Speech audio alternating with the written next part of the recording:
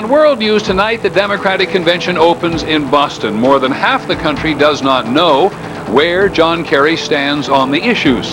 Our latest poll shows him losing a little ground to President Bush. On the money trail here in Boston, the big corporations are spending on politicians like never before. At the convention, there is no law against it. And will the Clintons be a tough act to follow? The former president gets prime time this evening, and among the Democrats here, the senator is a star. I note that whenever you were asked about running for president, you laugh. I do laugh. From ABC News, this is World News Tonight with Peter Jennings, reporting tonight from the Democratic National Convention.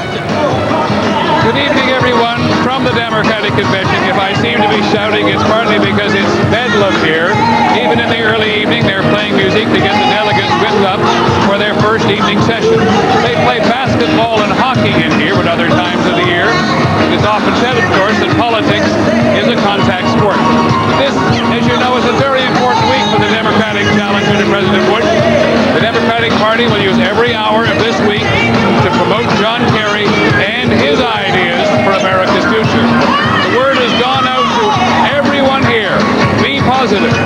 That small remaining slice of undecided voters in the country says it does not like negative campaigning. Senator Kerry has a lot of ground to cover this week. The latest ABC News Washington Post poll finds that fewer than half the registered voters said they understand where John Kerry stands on the issues. Every presidential challenger coming into a convention is looking for a bounce in the polls. Our poll finds that John Kerry is losing some ground currently to the president on several big issues. On the war in Iraq, taxes, and the economy, the public now trusts President Bush to a greater degree than Senator Kerry.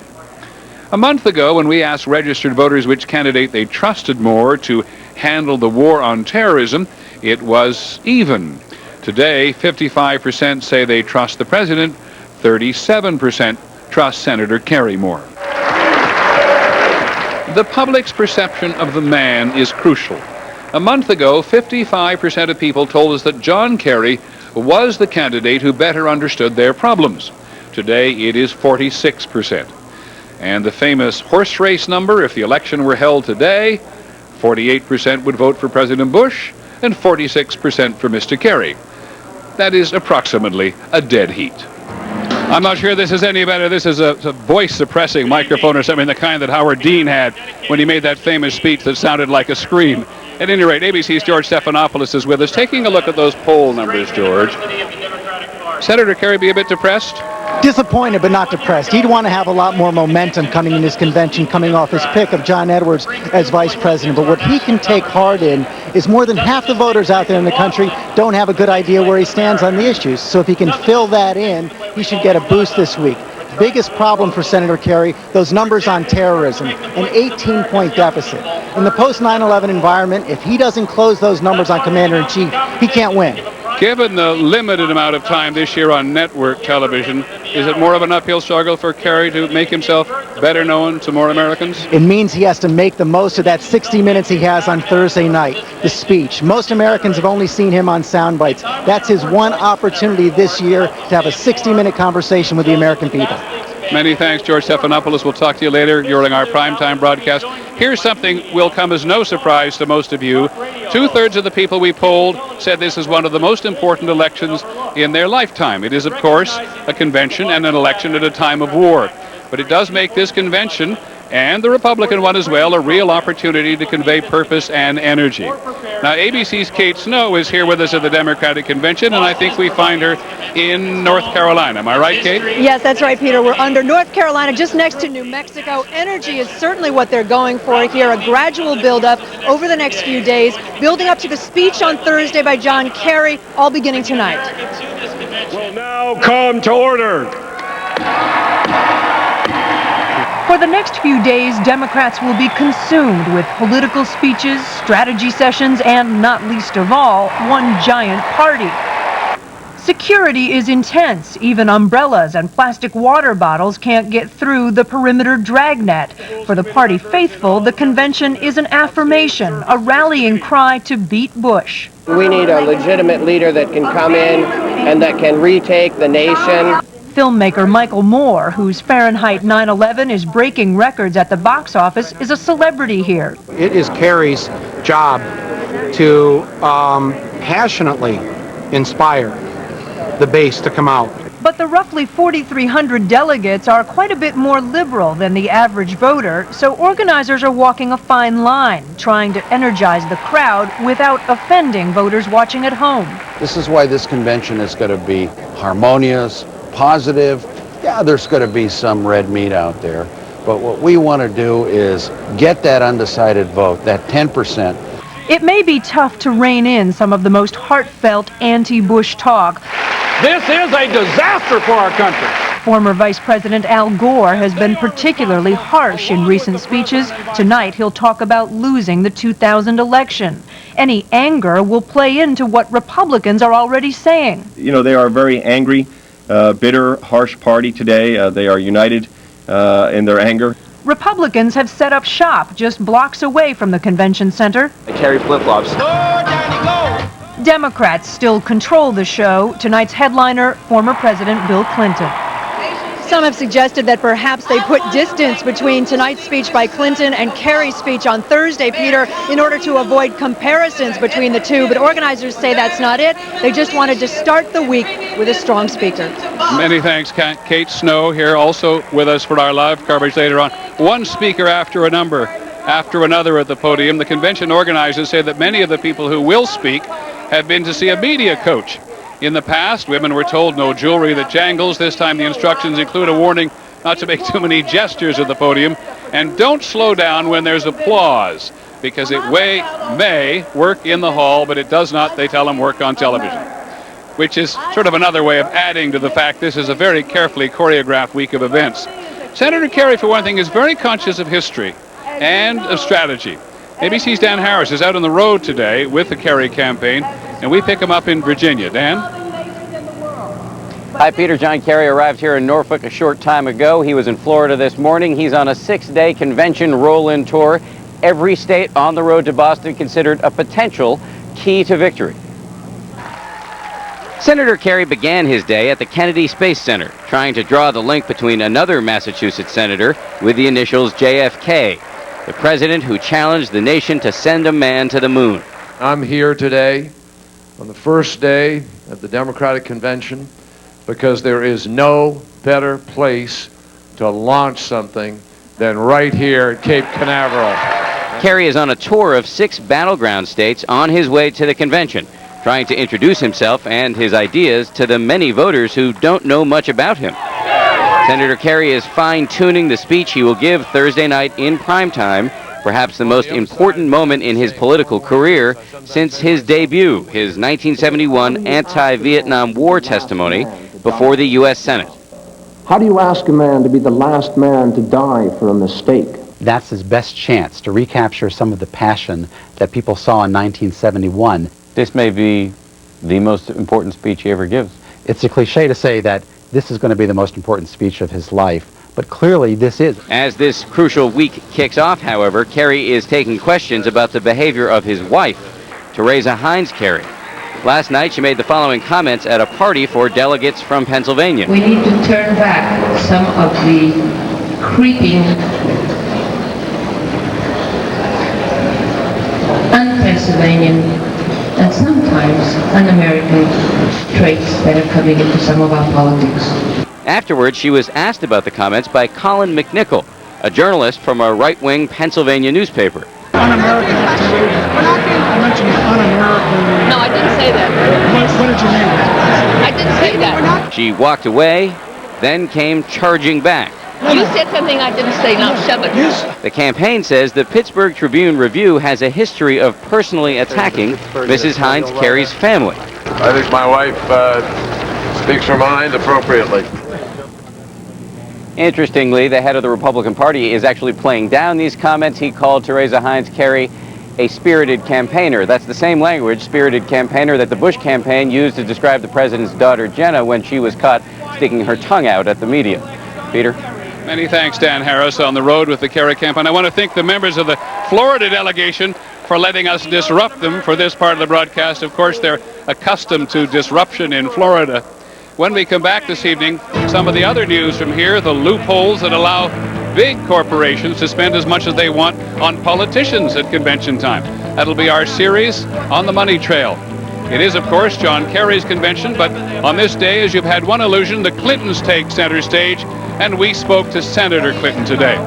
And in some of the day's other news from Iraq, the kidnappers and their latest strategy. I hope you'll stay with us.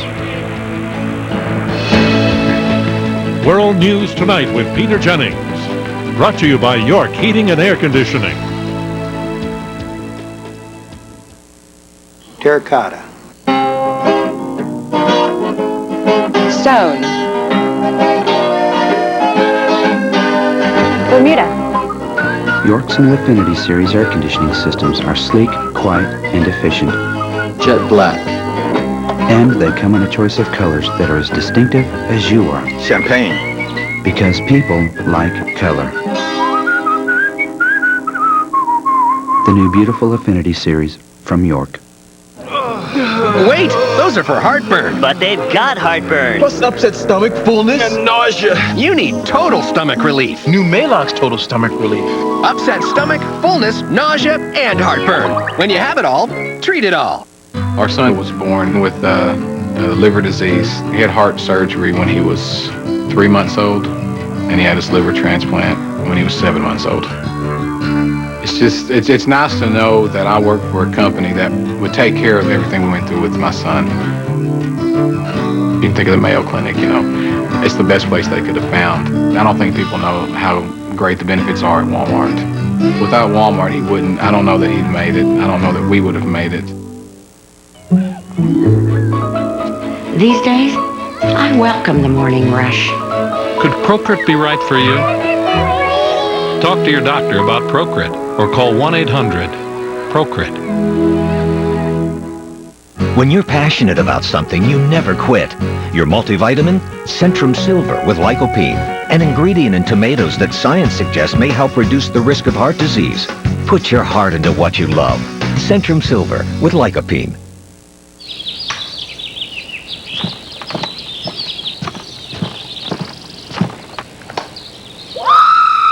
It's roach season. Terminix them with our exclusive problem-solved guarantee. 1-800-TERMINIX. Cholesterol. It comes grilled, fried, slow-cooked, and twice-baked. But did you know it also comes from Mom, Dad, Grandma Ethel, or Grandpa Sam? Your bad cholesterol doesn't just come from food. It's also produced naturally by your body, based on heredity. So, now you know, everyone's bad cholesterol comes from two sources, food and family. If you're having a hard time lowering your cholesterol, ask your doctor about the two sources of cholesterol. We have a very small newsroom just off the convention floor where you find me now. It is, if nothing else, a little calmer. We're going to take a closer look all this week at the serious business of money and politics, and we mean serious money, because it is certainly here at this convention. We have done this at prior conventions, and it has been, we think, very useful. In 1992, private corporations contributed about $6 million to the Democratic Convention. Here in Boston, that number is somewhere north of $40 million. And it'll be pretty much the same with the Republicans when we get to New York City next month. These conventions are attracting increasingly big money because of a loophole in the law that allows companies to spend as much as they want here at convention time. On the political money trail, as always, for us, ABC's Brian Ross. The big fireworks show over the Boston Harbor last night was actually put on by one company for the benefit of just one person, Congresswoman Nancy Pelosi, the powerful Democratic leader in the House, and the guest of honor, the lavish waterfront party thrown by the Time Warner Company, fireworks and all. There are at least 250 such corporate events scheduled here this week. Congress wrote its ethics rules to allow unlimited spending by corporations at the conventions, and that's just what is happening. I can't give you $51. as a member of Congress. But I can throw a $100,000 party. Time Warner Chairman Richard Parsons had almost 2 hours of access to Pelosi last night. His cable and telecommunications company has a variety of issues before Congress and is under investigation by the Securities and Exchange Commission. A company like ours have to have some sense of what's going on and who to talk to and who to have talk to us. Congresswoman Pelosi, always eager to be on camera back in Washington, used her aides to block our camera last night and would not answer our questions. Congresswoman, can we speak with you for just a minute? Mrs. Pelosi, may we speak to you for a second, please? Mrs. Pelosi? The member of Congress becomes king or queen for a day. It's an ethics-free zone. And the corporate lobbyists and executives from virtually every industry know it. They arrived in force in Boston on their corporate jets. There was golf today, put on by American Express. A late-night gathering for black legislators, put on by Verizon and Lockheed. And a midnight concert by the Neville Brothers, paid for by a who's who of blue-chip companies. Boston party planners say the Democrats want nothing but the best. It'll be Dom Perignon all over. It was all on display last night at the hottest ticket in town, a private event high above the city, honoring New York Senator Hillary Clinton and her husband, the former president. She's the one with the power now. Well, this is a party. Reporters were kept out, but ABC News got these pictures from someone inside. And among the sponsors being thanked by Senator Clinton, a wealthy Boston couple, the Schusters, real estate developers who also have been labeled slumlords and union busters. Allegations the Schusters deny. And the corporate wining and dining continues tonight. In fact, it's already underway here at the harbor, at restaurants, at nightclubs, at the Boston Public Library. Tomorrow, the Disney Company, the parent company of ABC, has been asked by the host committee to put on a special matinee of Lion King for delegates. And finally, Peter, under the laws of Congress, none of these companies has to ever disclose just how much they're spending to make friends and influence people. Many thanks, Brian. Hear from you again tomorrow. Brian Ross. There is other news today. When we come back, we're going to go to Iraq. There's been a surge of kidnappings, and it turns out that they are effective.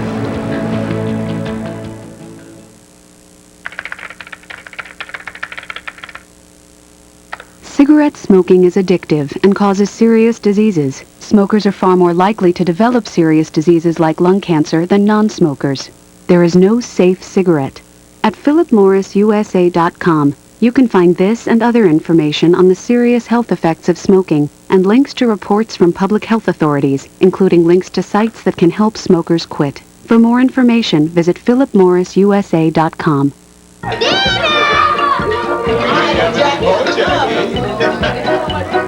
It's different for people with acid reflux disease because you know the heartburn's gonna nail you. And over time, all that acid could rip at your esophagus. Next time, Nexium, the healing purple pill.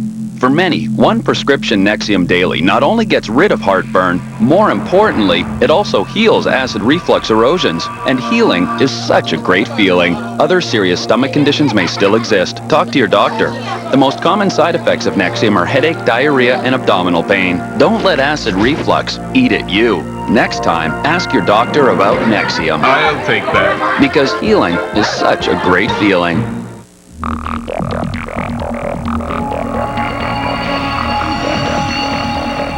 In the future, everyone's glasses will automatically adjust to changing light and block out harmful UV rays that can damage the eyes. But for those with transitions lenses, the future is already here. Ask your eye care professional, because the danger is real now, and so is the protection. Transitions. Approved by the American Optometric Association. Fight ravaging rain, scorching sun, and wind with Thompson's Water Seal Advance. Special technology allows it to penetrate deep to seal out 99% of the water right from the start. Thompson's Water Seal Advance, the most powerful water protection guaranteed. Now available at the Home Depot. If your doctor says you're at risk for a heart attack, there's a Bear made just for your heart, and it can have a big impact on your life. It's Bear Low Dose. It was the first low-dose safety-coated aspirin, and it can significantly reduce your risk of a heart attack. Aspirin is not appropriate for everyone, so be sure to talk to your doctor before you begin an aspirin regimen. And remember, no other brand prevents more heart attacks than Bayer. The more you know, the more you trust Bayer. In Iraq today, another government official has been assassinated. The deputy chief of tribal affairs and 2 of his bodyguards were killed in a drive-by attack in Baghdad. Insurgents abducted more hostages today. They seized 2 Jordanian truck drivers. Jordanian truck drivers are in and out of the country in large numbers. At least 82 foreigners have been taken since early April, and 7 of them have been killed. ABC's Mike Lee tonight on why the kidnappers may think their strategy makes sense. The latest captives, these Jordanian truck drivers. The group holding the men threatened to kill them within 72 hours if their company did not stop doing business with the U.S. military. All the kidnappers demand, get your troops and your workers out of Iraq, or we will kill the hostages.